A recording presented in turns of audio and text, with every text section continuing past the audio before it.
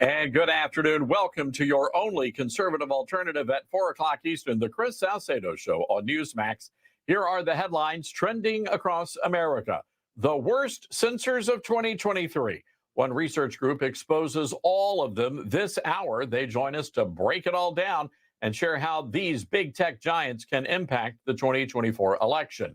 And new year, new wave, as we mentioned off the top, a migrant caravan marching towards the southern border. How Team Biden is all of a sudden acknowledging there is, in fact, a crisis. Our panel reacts.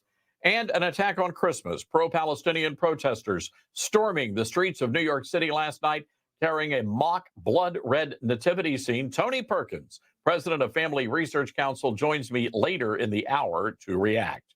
But first, the invasion and occupation of the United States. That is the focus of today's preamble. Now, millions have already violated our borders. Crossings are at historic numbers.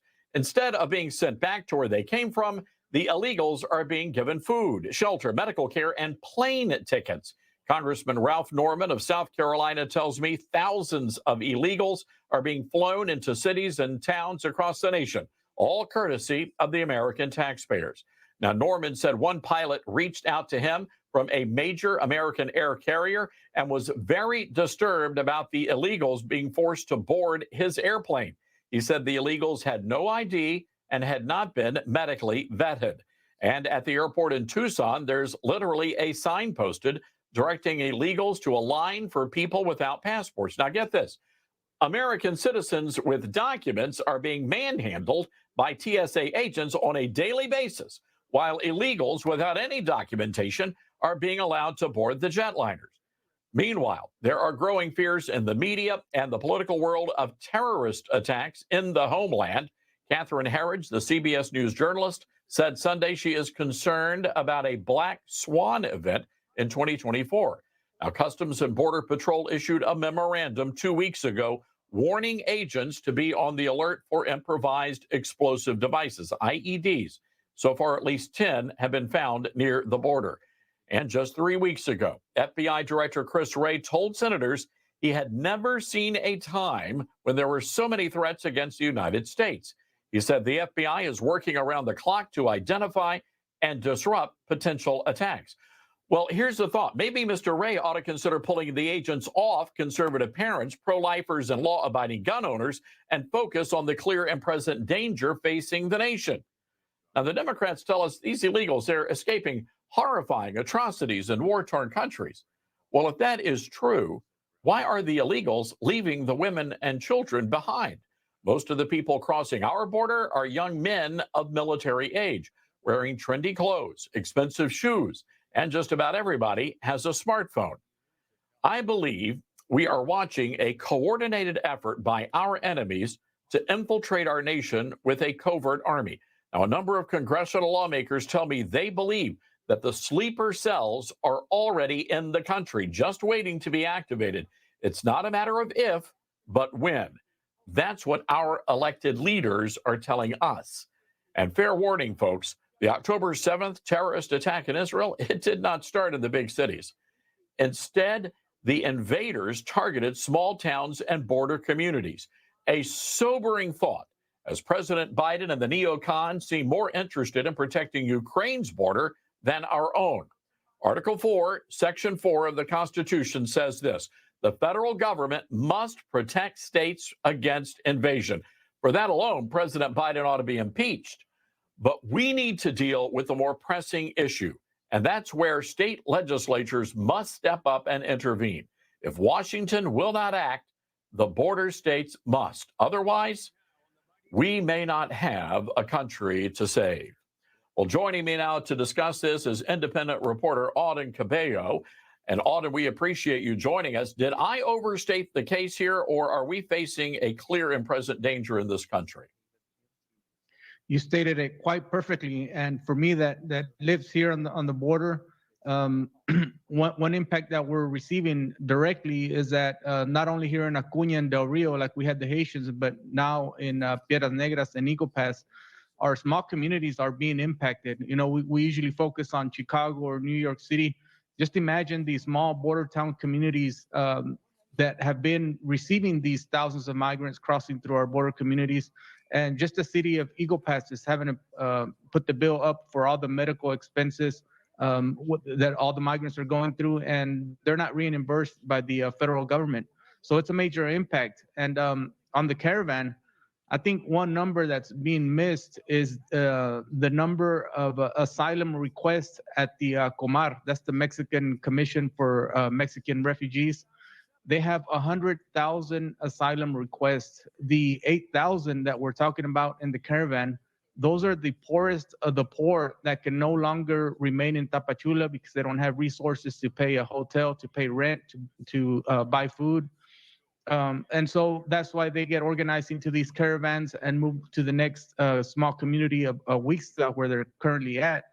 And they've been denied by Mexican immigration their transit papers. So now they're stuck in Huixtla. And from there, once they get to central Mexico, that's how they arrive to border towns like Piedras Negras and Eagle Pass. They take a freight train directly to this border town. And those remaining in Tapachula with more resources, those are the ones that are paying organized crime or smugglers to cross them in border towns like Lukeville, Arizona, and they're paying upwards of $10,000. So this crisis is impacting our border town communities and the whole country. They're all over the country being flown. And that's not to mention the ones that are crossing with CBP-1, this humanitarian parole. They're not only crossing international bridges, but they're also flying into the United States. So these numbers it's just unacceptable. Yeah, this is just unacceptable, exactly. and it's not fair for the people who live in the border towns and communities. And we don't hear a lot about that. We hear a lot about what's happening in Chicago and New York City, but not a lot about what's happening in places like Brownsville. I want to bring in Sheriff A.J. Loudermilk to the conversation. He is the executive director of the Texas Sheriff's Regional Alliance. Sheriff, can you describe the situation for the rest of the country right now? I mean, you guys are bracing for yet another caravan coming through. It's got to be stopped. This country can ill afford 15,000 more people under the Biden administration's policies. These are middle-aged men. These represent a threat to this country that's unparalleled in history on what is happening. We're well over 200,000 this month alone, and we're not even through December yet. So this has got to be stopped.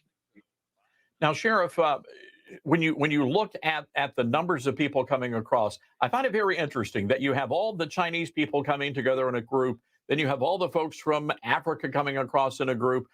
It looks like it's been very well coordinated, and we've heard from a number of lawmakers who believe that an attack on American soil is imminent. Are you concerned that those attacks could happen in the smaller border towns and communities that may not have those resources of the anti-terror, counterterrorism groups? Certainly, I believe it's going to happen. I think it's inevitable. I've worked on the border. I've worked on the water's edge in one of the most violent areas of Texas for the last 5 months, and it is this is very calculated. It's very organized. It's very strategic on what is going on. Really, it will harm the United States. It will harm Texas, and it will harm the United States. Now, Auden, really we've been looking at these. Stands for it, as far as I'm concerned. Absolutely. And Auden, we've been looking at these migrant encounters for November, soaring past almost 250,000. December's data already shattering records. The White House says these staggering numbers are, quote, not unusual. Auden, what do you say to that? Well, I did say that, and I saw that that quote from press secretary, and that's very insulting to us at the border communities, because it's not unusual, and we've seen these numbers cross every single day. I go to Piedras Negras and Eagle Pass on a weekly basis and just monitor the situation, and there's 1,000 crossing there every single day, and to say that it's not unusual. It's very insulting to border communities that are hurting. Beyond that, I mean, all these more caravans that are coming, they'll be hitting here within 2-3 weeks. And the border town that is most mentioned is Piedras Negras and Eagle Pass. So just when you think that Border Patrol has cleared everyone from underneath International Bridge 2, they better get ready because here comes another wave.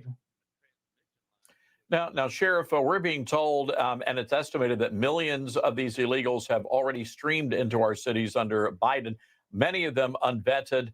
Just last month, Border Patrol encountered 17 people on the terror watch list.